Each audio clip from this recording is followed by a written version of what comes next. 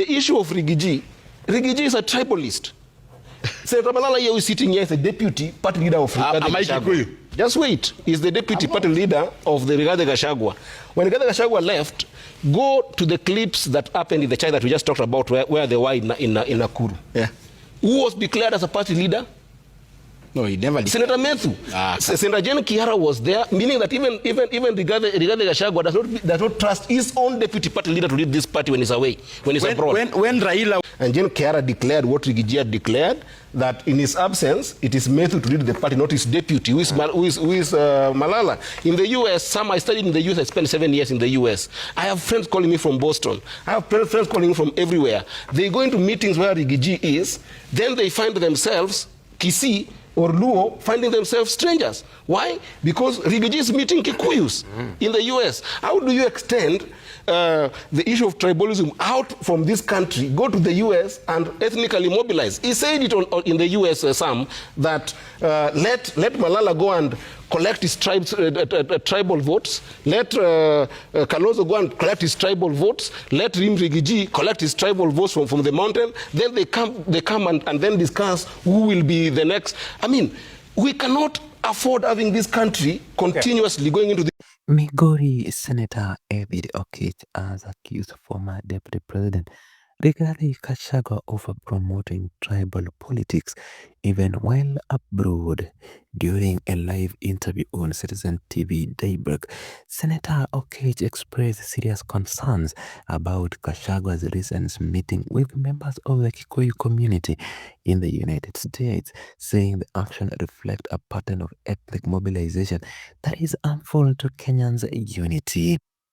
Oketch questioned why a national leader would choose to focus on one ethnic group, even when outside the country, instead of promoting a message of inclusivity and unity among all Kenyans in the diaspora.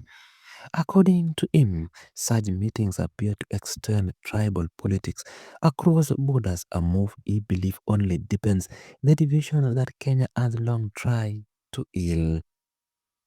The senator warned that using tribal identity as a political tool, especially outside the country, risks damaging Kenya's global image and undermines the effort of many who are working to build a more united and inclusive nation. He emphasized that leaders, especially those who hold or have held senior government officials, should not isolate a specific community for political gain.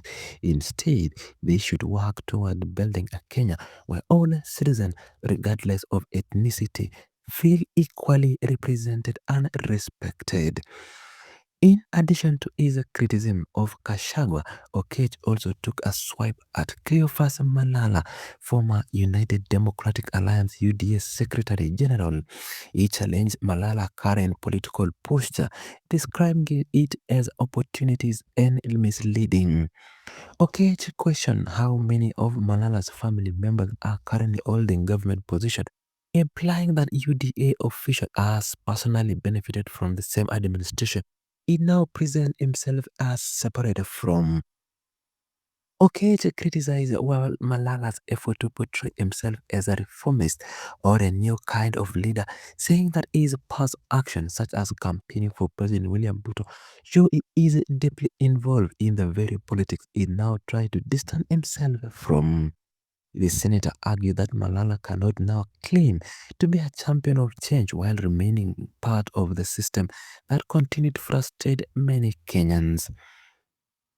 He also accused Malala of political inconsistency, saying that many of his recent statements are aimed at self-promotion rather than addressing the pressing issue facing ordinary citizens.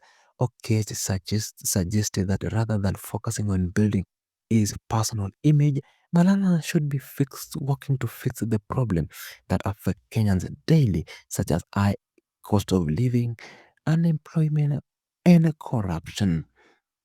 Senator Oketch called for a shift away from tribal politics, urging Kenyan leaders to abandon strategies that divide the country along ethnic lines. He stressed that the future of the nation depends on building unity, especially among the youth and diaspora community who play an important role in shaping Kenya's image and economic growth. Right? Because when we come to these shows, I will not say what you want to hear. I'll say what I've come here to say. Yeah. If it doesn't please you, that is fine. Yes. And also in terms of time, you're taking 6 minutes. You just be fair. But that said, I empathize sincerely as a young person with Senator Malala. And the reason why I empathize with Senator Malala is because Senator Malala, right now, and you know, when I was talking about the issue of Gen Z and the people who want to take over the Gen Z movement, you see Malala is almost presenting himself as this messianic leader who has just arrived, and therefore everything that is happening is wrong with this government, when Malala voted for Ruto. That's the first thing. Malala was Ruto's friend. He has benefited from Ruto's politics more than... Can I just... When he was speaking, I was very quiet. When he changes, we change. Please, allow me I'll be very quiet. When he changes, we change. You know, if you want to heckle, I can heckle better, but I will be very quiet when you are speaking. Of course, you are a better Senator, allow him to make it. So that when you're talking, I'll be very quiet. Senator Malala has benefited so much from Ruto's politics than what is cascading on Raila Amolo Odinga right now and other people that he's talking about. Senator Malala voted for Ruto. Senator Malala is on record. He started his politics as ANC member and actually SG of ANC. After Ruto built him a house, the first benefit that he had, and it is in public domain that Ruto built him a house, he voted for Ruto. He convinced his party leader at that time, Mudavadi, to go and join Ruto in politics. After they got into power, Senator Malala was also SG of UDA. Is the big problem that is the one who gave us this big problem that we're solving right now. You remember, I came on this TV with you, Sam, 2022, 2023, when Senator Malala was sitting here when I was arguing the case of these PSS that were from dominant tribes, and I was talking about them about PSS and CSS to be a neutral ground for everybody in the country, even make 2 per as many tribes as can get. Senator Malala was opposed to it. Senator Malala supported 52 CAS. Remember, we were with you in this show, Sam. CAS that were unconstitutional and they were burdensome to the government that we were having at that time. So everything that is wrong that has come to this country, it is Senator Malala was brought to us well. But I've changed. And that is why you cannot change like that. Away from the how you prayed for the negative. In fact, I wish that when you're in church last Sunday, you could have asked to be prayed for, because you have not changed your bad manners of making sure that this... Calm down. No, I'm very serious, because we are talking serious business here. Calm down. We cannot come into government as ODM to correct the messes that you created in this country, and then you come here to come and lecture us about how tribal Raila Odinga is, so by having one of his people or relatives being appointed in government. That's negative profiling. In any case, the party that is now in... Is it true? Is it... sorry?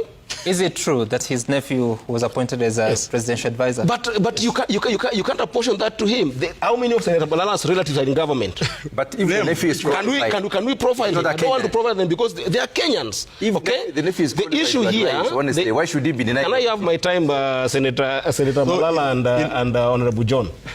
The issue here is, and I don't want to profile, I know Senator Malala's relatives. It's not one. I know several of them, but I will not mention them. I will not mention them because I'm more dignified not to mention them because they are Kenyans. Okay?